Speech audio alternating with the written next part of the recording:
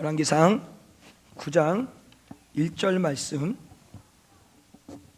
우리 다 찾으셨으면 같이 한번 한 목소리 읽도록 하겠습니다. 시작. 솔로몬이 여호와의 전과 왕궁 건축하기를 마치며 자기의 무릇 이루기를 원하던 일이 마친 때에. 아멘. 자, 오늘은 이 말씀을 어떻게 볼 거냐면 우리가 지난주에 5장을 마무리셨습니다. 그래서 5장을 마무리 짓고 갑자기 9장으로 넘어왔죠. 왜 그랬냐면 6장에서는 이제 본격적으로 성전 건축이 이루어져서 그 건축이 막 진행되어 갑니다. 그래서 아름답게 성전을 건축하는데 몇 년 동안 성전을 건축했다고요? 7년 동안 성전을 건축하고 마무리가 됩니다. 자, 그러고 나서 여러분들이 성경을 좀 넘기셔서 7장으로 한번 좀 넘어가 보겠습니다. 7장. 오늘 성경을 조금만 찾을게요. 여기 앞에서 왔다 갔다. 7장 1절 보니까요, 솔로몬이 모든 성전을 건축한 다음에 7장 1절에 보니까 뭘 시작하냐면 1절 띄워주셔도 됩니다. 솔로몬이 자기의 궁을 13년 동안 건축하여 그 전부를 준공하니라. 자, 무슨 얘기예요? 자, 모든 성전 건축이 7년에 마친 다음에 그 다음에 진행된 것이 뭐냐면 이제 궁궐을 짓기 시작을 합니다. 무려 몇 년 동안요? 13년 동안 짓게 됩니다. 이 기간이 어떻게 하나님 성전은 7년을 짓고 궁궐은 13년을 짓냐, 이런 의미로 보시면 안 되고요. 예를 들자면 성전은 그냥 단일 건물을 짓는 거라면 궁궐은 복합 건물을 져야 되는 거예요. 그러니까 공사 기간이 길 수밖에 없는 거죠. 그런 입장에서 보시면 되겠습니다. 어쨌든 7년, 13년을 짓게 되는데 이 13년 동안 짓게 되는 어떤 중심적인 핵심적인 건물의 내용이 이제 쭉 보게 되면 2절에 보니까요, 어쨌든 2절에 보게 되니까요, 저가 레바논 나무로 궁궐을 지었으며 라고 얘기를 합니다. 자, 레바논 나무라는 것은 지난주에 성전을 건축할 때 두로왕 히람에게서 받아오고자 하는 백향목입니다. 그러니까 성전을 짓는 자재와 동일한 자재로서 건물을 짓기 시작을 합니다. 근데 그 건물을 짓다 가장 먼저 뭘 짓냐면 여기 궁을 짓는다라는 이 궁은 뭐냐면 솔로몬이 일할 직무실입니다. 직무실을 멋지게 하나 지금 짓습니다. 그리고 나서 또 뭘 짓냐면 6절 말씀해 보니까요, 또 기둥을 세워 낭실을 지었으니, 여기서 낭실은 뭐냐면 이제 각실 메인 직무실이 있다라면 각 부처 사무실들이 있지 않겠습니까? 그 각처 부서들의 사무실을 다 짓고 나서, 그리고 나서 7절에 보니까요, 또 심판하기를 위하여 보좌의 낭실 곧 재판하는 낭실을 짓고, 자, 이게 뭐냐면 재판소를 짓습니다. 궁궐 직무실 옆에 재판소를 하나 짓는 거예요. 이 재판소를 왜 거기다 짓냐라고 했을 때는 이 재판소의 의미가 뭐냐면 고대 근동사의 왕들의 이게 있어서 어떤 통치의 수단과 방법으로서 사용하는 것이 재판소입니다. 왜냐하면 그 재판소에서는 왕이 말하는 대로 모든 것들이 이루어질 수 있어요. 그러니까 쉽게 말하면 백성들의 생명을 살릴 수도 있고 죽일 수도 있는 모든 권한을 갖고 있는 거예요. 그러니까 그 재판소는 한 나라를 이끌어가는 통치의 수단과 동시에 방법이라는 거예요. 그만큼 중요한 장소라는 겁니다. 그래서 옆에 있는 직무실하고 동일하게 이 재판소를 짓고 나서 그 다음에 뭘 짓게 되냐면 8절 말씀해 보니까요, 솔로몬이 거처할 궁은 그 낭실 뒤 다른 뜰에 있으니. 자, 이게 무슨 얘기냐면 이제 사택을 짓는 겁니다. 쉽게 말하면 사택. 솔로몬이 자고 일어날 수 있는 그 사택을 짓게 됩니다. 자, 여기까지는 별 문제 없이 건축이 이루어집니다. 그런 가운데서 다시금 8절 끝에 좀 보게 되면 바로의 딸을 위하여 집을 지었는데 이 낭실과 같더라 라고 얘기를 합니다. 자, 바로의 딸, 자신의 아내를 위하여서 한 실을 짓게 되는데 재판소와 솔로몬이 거할 처소와 똑같이 지어준다라고 얘기를 합니다. 우리 역시 솔로몬이 여자를 이렇게 무시하지 않고 남녀 평등을 주장해서 그렇게 져줬구나라고 볼 수도 있지만 정확하게 이 의미를 뭘 담고 있냐면 이런 겁니다. 여러분, 교회가 건축을 할 때 어떤 가치를 두고 어디에 관심을 두느냐에 따라서 교회 건물이 달라집니다. 예를 들자면 다음 세대의 관심이 깊게 가지고 있는 교회는 다음 세대를 위한 공간을 정말 아름답게 화려하게 만듭니다. 그런데 반면에 어떤 예배 중심적 모이는 어떤 대그룹 중심의 어떤 교회를 이끌어가겠다라고 하는 교회는 본당을 크게 짓습니다. 그래서 항상 대그룹 중심의 목회를 이끌어가는 거예요. 반면에 소그룹 중심의 목회자들은 어떻게 하냐면 예배당은 적게 하되 각실을 많이 만들어요. 각실을 많이 만들어가지고 많은 사람들이 소그룹 모임을 할 수 있도록, 더 나아가서 먹고 마시고 즐기고 교제해야 된다 교회는, 그러면 어떻게 합니까? 식당을 어마무시하게 지어버리는 거예요. 그래서 맨날 먹고 마시고 노는 거예요. 그게 나쁜 게 아닙니다. 교제하는 거니까 나쁜 거 아니죠. 어쨌든 그런 어떤 건물은 같이 어떤 간심이 그 안에 담겨져 있다라는. 그러면 오늘 솔로몬이 자신이 잠자는 곳과 재판소, 다시 말하면 통치의 상징인 재판소와 자기가 거하는 어떤 집과 더 나아가서는 바로의 왕의 딸, 누구예요? 이방 딸입니다. 이방 딸. 정확히 말하면 하나님이 결혼하지 말랐던 이방 딸인 거예요. 그 딸과 모든 건물을 똑같이 지었다라는 것은 뭐냐면, 지금도 이 솔로몬이 이 이방 여인 애굽 왕 공주에게 크나큰 영향력을 받고 있다라는 거예요. 그가 끊임없이 옆에서 조언을 하고 얘기를 하다 보니까 그 모든 가치와 생각이 동일해질 수밖에 없는 거예요. 그래서 그가 원하는 대로 건축을 이뤄가게 되는 거예요. 그러면 이게 나중에는 어떻게 결론을 맺게 되냐면, 결국은 이 여인들이, 아니 사실은 솔로몬은 하나님께 영향을 받아서 하나님의 뜻대로 행하면서 그 일을 이루어 나가야 되는데, 겉으로 보여주기는 우리가 말씀을 읽다 보면은 영적으로 깨어있는 것 같고 기도하는 것 같고 하나님의 뜻대로 성전을 건축한 것 같고 모든 것이 하나님의 뜻대로 하나님이 주신 지혜로 한 것 같은데, 그 마지막 인생의 결론에 성경에서 뭐라고 얘기를 하냐면 이렇게 얘기를 합니다. 왕상 11장 4절에 보게 되면, 열왕기상 11장 4절에 보게 되면 이렇게 말씀이 기록되어 있어요. 솔로몬이 나이가 늙을 때에 왕비들이 그 마음을 돌이켜 다른 신들을 쫓게 하였으므로 왕의 마음이 그 붙인 다윗과 마음과 같지 아니하며 그 하나님 여호와 앞에서 온전치 못하였느니라. 자, 이게 무슨 얘기예요? 늙었을 때 변질된 게 아니에요. 이미 통치권을 가지고 이스라엘을 이끌어 갈 때부터 이방 여인 애굽의 왕딸 공주, 그에게 영향을 받고 수많은 세상의 문화들로부터 영향을 받고 있는 상태에서 말년까지 간 거예요. 그래서 마지막에 성경에서 뭐라고 평가를 하는 거예요? 하나님 앞에 온전치 못했다라고 얘기를 하는 거예요. 지난주부터 계속 지금 솔로몬 까고 있어가지고 솔로몬 까고 있어서 이렇게 까는 게 아닙니다. 여러분들이 성경을 좀 바로 아셔야 됩니다. 그러니까 솔로몬이라는 그 인생을 우리가 생각했던 지혜의 왕, 하나님의 말씀 따라서 성전을 건축한 왕, 그렇게 보시면 이제부터 어떻게 되냐면 신앙이 뒤틀어지기 시작됩니다. 그래서 무조건 건축해야 되고 무조건 막 순종해서 헌금 내야 되고 막 이렇게 가는 거예요. 근데 제가 분명히 지난주에 말씀드렸어요. 건축이 나쁜 게 아닙니다. 하나님이 뜻하시고 모든 성도들의 눈물과 언식을 통해서 이뤄간다라면은 괜찮습니다.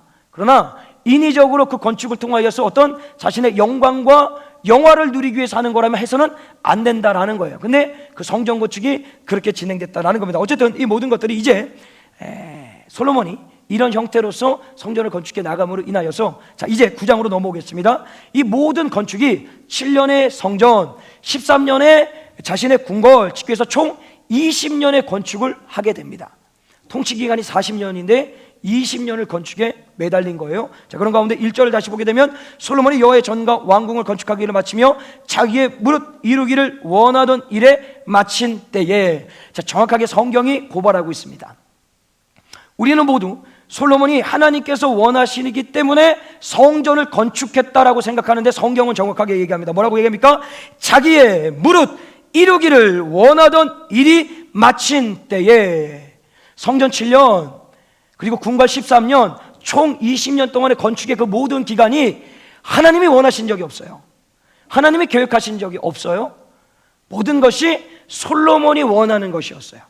그래서 그것을 어떻게 이뤘냐면 하나님의 이름을 빌려서 백성들에게 강제 노역을 시키고 세금을 과도하게 걷어들이고 인하여서 끊임없이 솔로몬이 통치하는 기간의 그 40년 동안에 멍에를 뒤집어 썼다라고 얘기하잖아요. 얼마나 힘들고 고통스러운 삶을 보냈는지 몰라요. 근데 그것을 어떻게 했다고요? 하나님의 이름을 빌려서 자기가 이루고자 자기가 원하는 것을 이뤄냈다라는 것입니다. 자, 그러면 20년 정도 했으면 이 건축이 멈춰야 되는데 또 합니다. 또 시작합니다. 그게 어떻게 시작이 되냐면 우선 15절, 여러분 9장 15절 말씀을 한번 읽어볼까요? 9장 15절 말씀 시작.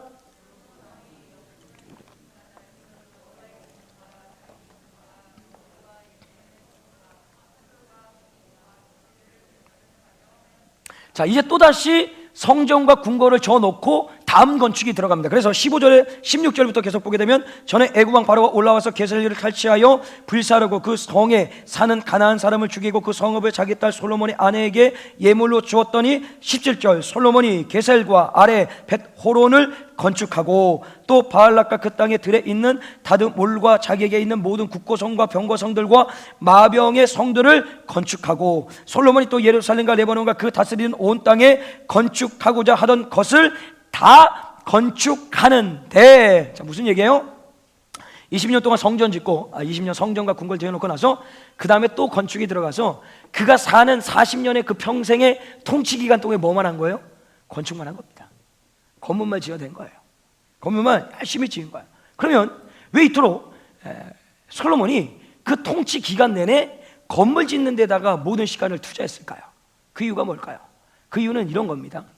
아버지 다윗이 통일왕국을 이루었죠.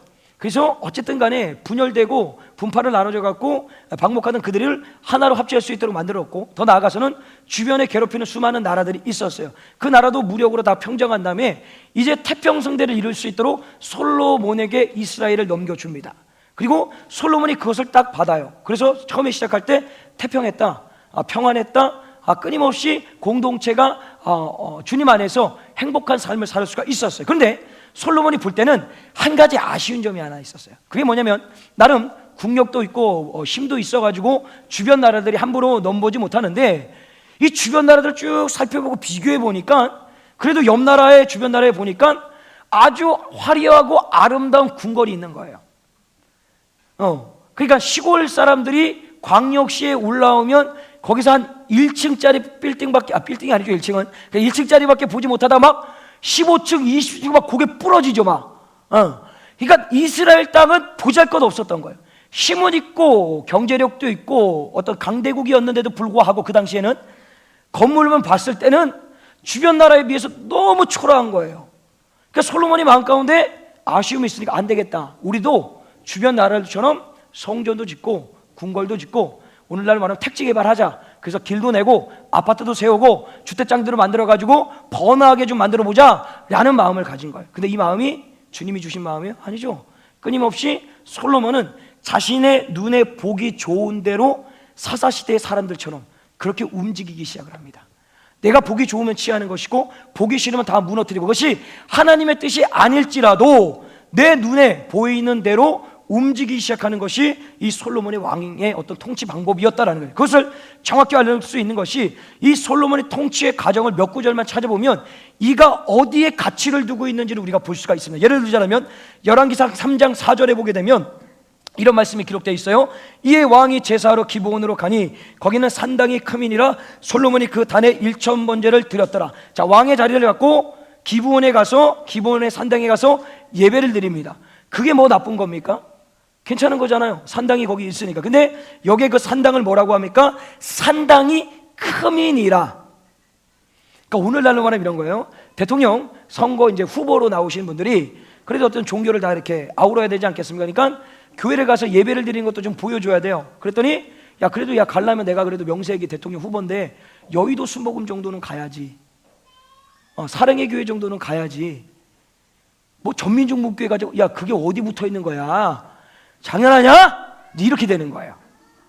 그러니까 그런 느낌으로 규모와 크기를 보고 가는 거예요.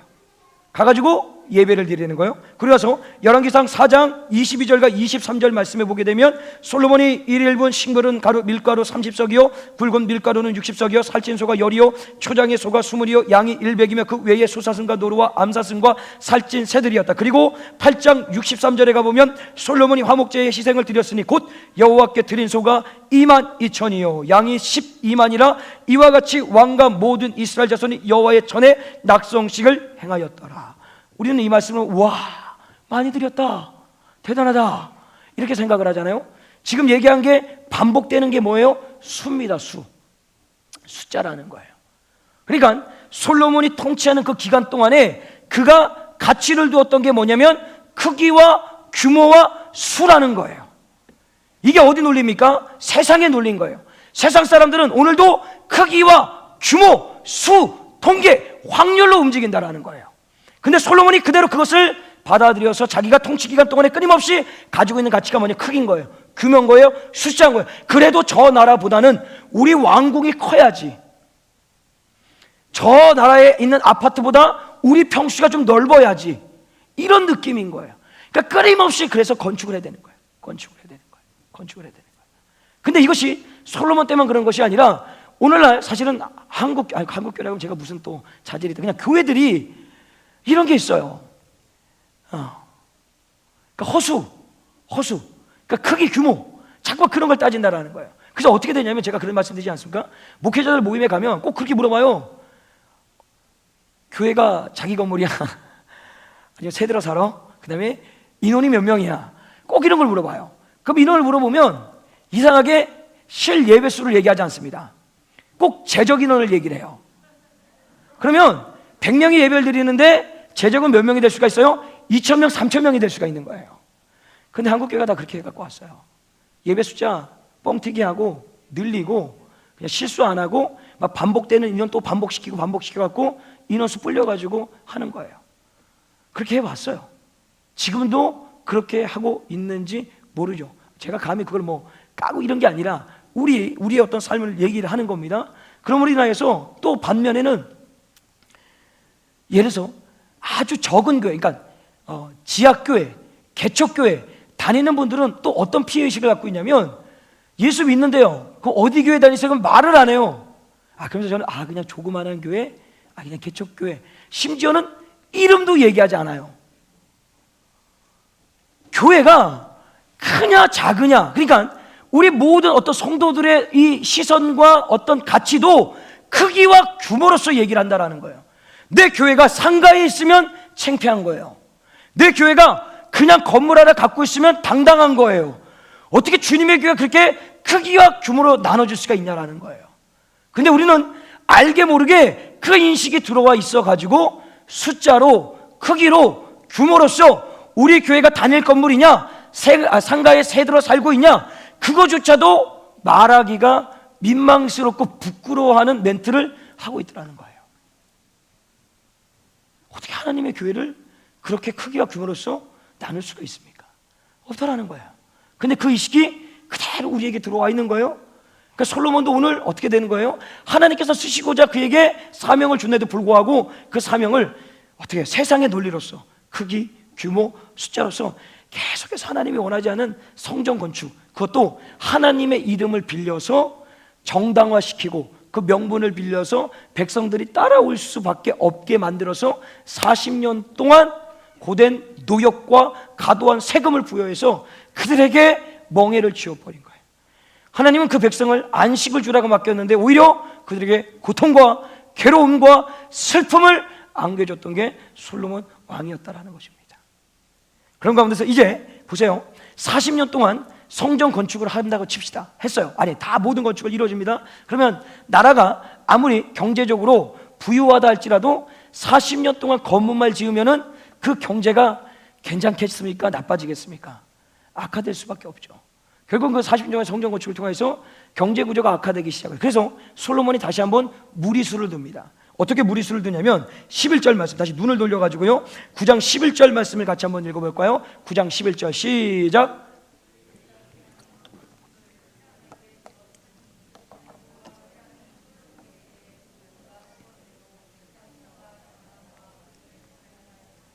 보세요. 이제 솔로몬이 건축 비용을 감당하기 위하여서 갈릴리 땅에 있는 20개 성읍을 두로왕 히람에게 줘버립니다. 그러니까 줬다기보다는 팔아 넘긴 거죠. 팔아서 그 필요한 건축 자재를 그에게 받아들이기 시작을 합니다. 그러니까 이런 느낌이죠. 이렇게 막 일을 하다 보면 이렇게 막히기 시작하면 최종적으로 마지막에 하는 게 뭐예요? 부동산 정리하죠. 아닌가요? 현찰 숨겨놓고 마지막에 현찰 빼시나요? 잘 모르겠네요. 저는 그런 게 다 없어가지고 뭘 하는지. 근데 제가 생각했을 때는 마지막 하는 게 부동산 털어내는 게 아닐까라는 생각을 해봅니다. 어쨌든 근데 이거는 그런 정도의 느낌이 아닙니다. 왜 그러냐면 지금 이 갈릴리 지역이라는 것은 어떤 땅이냐면 여호수아 때에 12지파를 하나님께서 그것도 다섯 번째로 아셀 지파에게 제비를 뽑아가지고 줬던 땅이 갈릴리 땅입니다. 그러면 이 땅은 제비를 뽑아서 얻었다는 그 의미가 뭐냐면 사람의 힘과 지략과 능력으로서 그 땅을 취했다라는 것이 아니라 정확히 말하면 하나님께서 약속하신 약속의 땅을 그에게 주었다라는 거예요. 그러니까 그 땅은 무슨 땅이에요? 언약의 땅, 약속의 땅이었다라는 거예요. 근데 하나님께서 그 땅을 팔아 넘기기를 원하지 않으셨어요. 근데 그 땅을 팔아 넘기는 거예요. 왜? 건축을 하다 보니까 경제적으로, 그러니까 재정적으로 악화가 되다 보니까 그것을 돌파하기 위하여서 하나님의 언약의 땅을 그것도 이방 나라에게 팔아 넘기는 거예요. 근데 웃긴 건요, 그 히람 왕이 와서 이제 그 땅을 보려고 옵니다. 근데 어떻게 보냐면 12절에 보니까요, 히람이 두로에서 와서 솔로몬에게 자기의 준 성읍들을 보고 눈에 들지 아니하니라. 왔는데 그 땅이 마음에 들지 않는 거예요. 왜 그러냐면 보잘것없는 땅인 거예요. 그렇다면요, 히람 왕 눈에도 저 땅이 보잘것없다라고 보이면요, 솔로몬 왕의 눈에도 그 땅이 그렇게 보였을까요? 안 보였을까요? 그렇게 보였다는 거예요. 똑같이 보였으니까 느낌이 이런 거죠. 야, 저거 보잘것없는 거 그냥 빨리빨리 처분해가지고 넘겨서 재정을 좀 풀어보자 라고 한 거예요. 근데 넘기려고 했더니 보니까 이 사람도 와가지고 보니 별로 안 좋은 땅이에요. 자, 그럼 이게 무슨 의미를 가지고 가냐면 이런 겁니다. 우리 사람의 눈에 보기에는 보잘것없고 형편이 없고 척박한 땅이지만요, 그 땅은 하나님께서 약속하신 땅, 언약의 땅이라면 그 땅은 축복의 땅이라는 거예요. 근데 세상의 원리로서 내 눈에 보기 좋으냐, 내 눈에 보기 좋지 않느냐에 따라서 하나님의 언약은 온데간데 없고 그 땅을 내가 편리에 따라서 팔아 넘기고 있다라는 것입니다. 이것이 오늘날 우리에게 동일한 거죠. 여러분, 여러분의 삶에 있는 모든 자리가 약속의 땅입니다. 여러분의 가정이, 여러분의 직장이, 여러분이 지금 속해 있는 이 전민 공동체 이 자리가 하나님께서 약속하신 약속의 땅입니다. 세상 사람들이 여러분의 어떤 가정을 보고 우리 교회를 보고 더 나아가서는 여러분의 어떤 사업과 직장을 보고 무시하고 비판하고 비난한다 할지라도 그것은 하나님께서 약속한 땅이기 때문에 그곳에 축복이 흐른다라는 거예요. 하나님이 함께 하시는 곳이라는 거예요.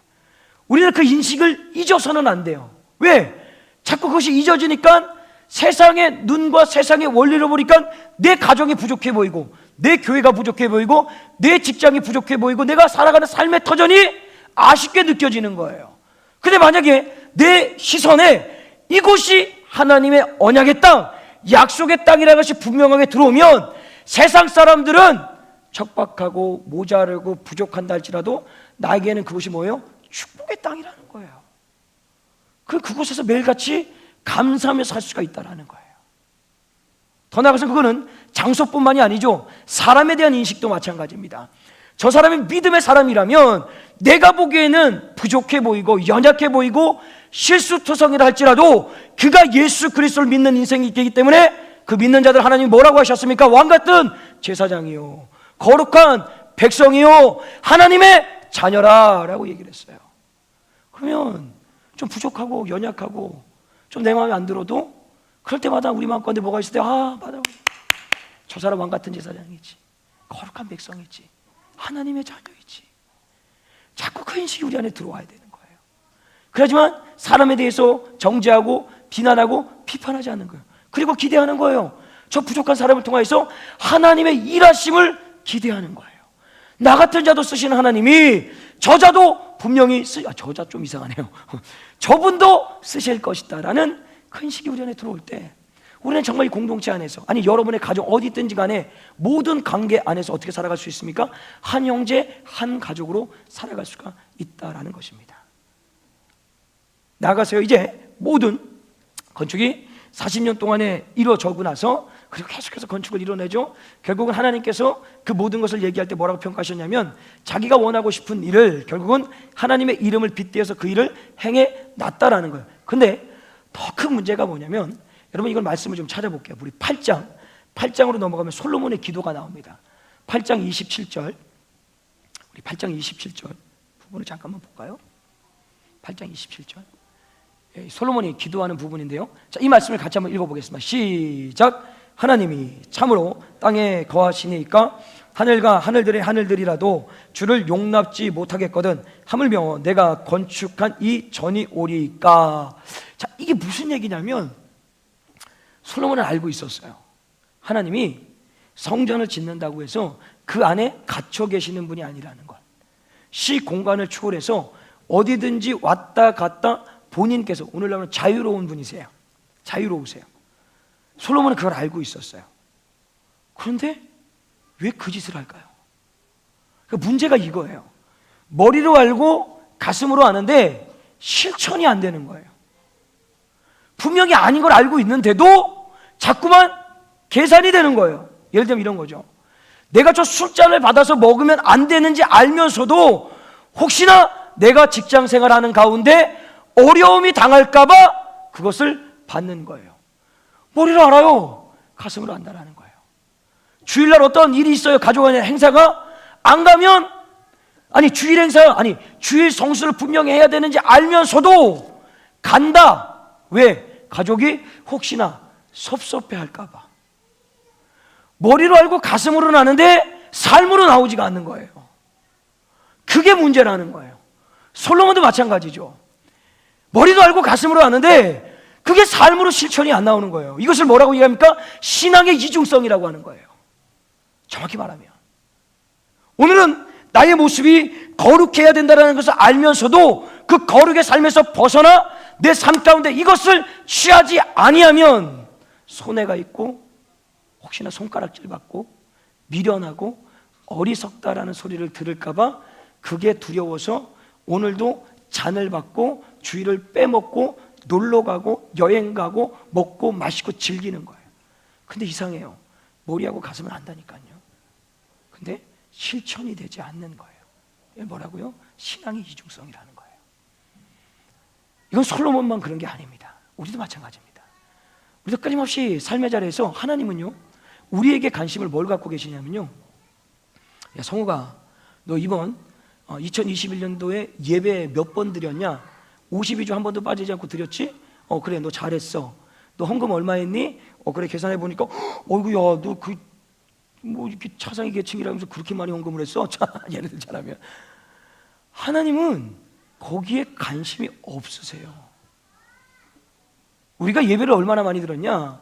헌금을 얼마나 많이 했냐? 교회에서 얼만큼의 헌신을 하고 몸부림쳤냐? 어떤 행위를 보시지 않아요. 행위를 안 본다는 좀 말이 그렇지만 정확히 하나님이 관심을 두고 있는 것이 뭐냐면 우리의 삶이에요.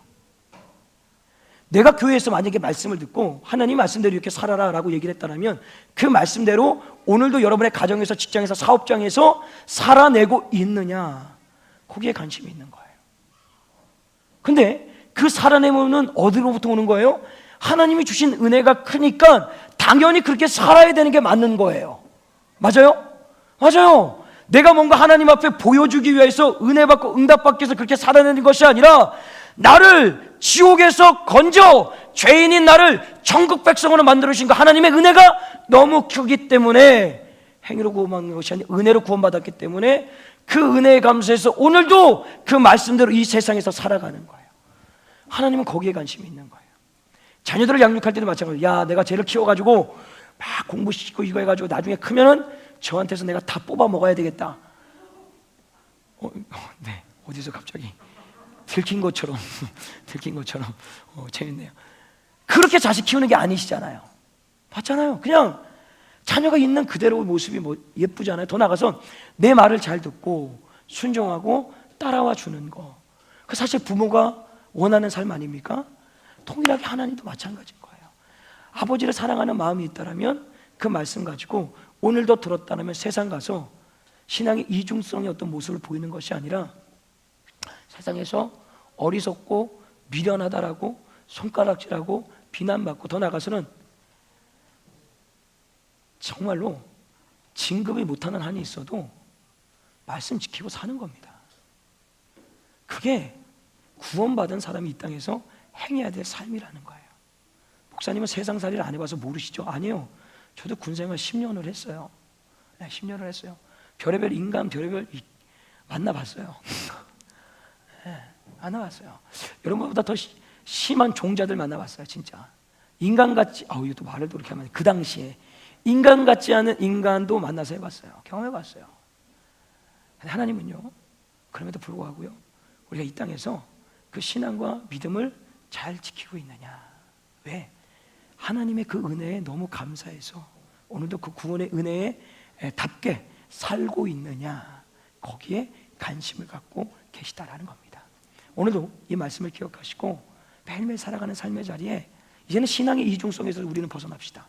솔로몬 같은 그 신앙이 아니라 오늘도 주님 말씀하셨다라면 그 말씀 앞에 겸손하게 무릎 꿇고 내 신앙과 믿음을 주님이 보시기에 기뻐 받으실 만한, 아니 세상이 기뻐하고 세상에서 박수받고 세상에서 승승장구하기 위해서 살아가는 것이 아니라 하나님 앞에 박수받고 하나님 앞에 복받아서 마지막 때 영원한 생명을 누리는 그 면류관 받는 그날을 기대하면서 살아가시는 복된 믿음의 공동체, 믿음의 성도들 되시길 주님을 간절히 축복합니다. 우리 같이 한번 말씀을 생각하시면서 우리 같이 찬양하고 우리 함께 기도하도록 하겠습니다.